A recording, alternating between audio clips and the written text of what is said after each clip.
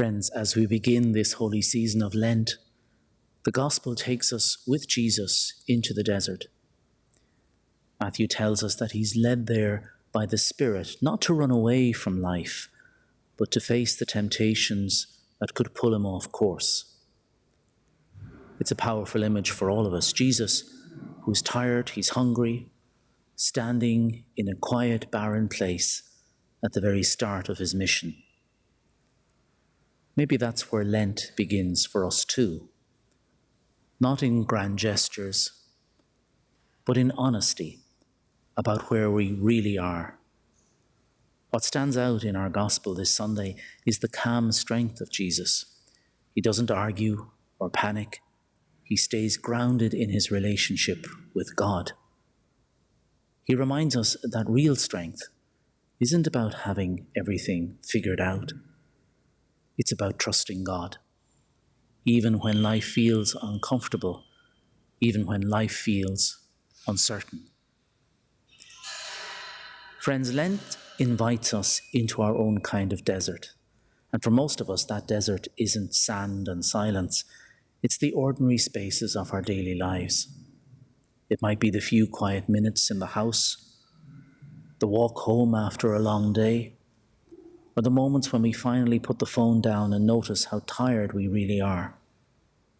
The desert is wherever we become honest enough to see how busy, how distracted, or how stretched thin we've become in a world that is constantly telling us to do more and to keep going. Even a small pause can feel unfamiliar, but that's often where God gently meets us. Maybe prayer during Lent doesn't look dramatic. It might simply be sitting in stillness for a few minutes, taking a breath and letting the noise settle.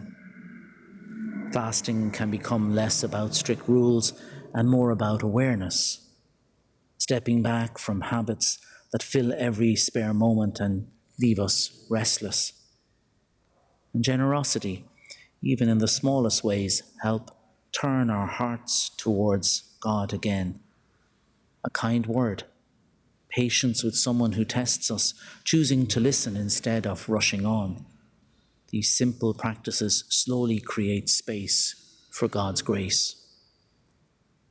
The Church this Lent doesn't ask us to seek hardship for its own sake. Instead, Lent is a chance to clear away some of the noise so that we can hear God again. We won't do it perfectly, and that's okay. We just begin one small step at a time. And just as Jesus leaves the desert, ready for what lies ahead, may this holy season prepare us too, not to become different people overnight, but to become more fully ourselves in God's love. If we walk with Jesus Christ through these 40 days, even our struggles can become moments of grace, leading us gently toward the joy of Easter. Amen.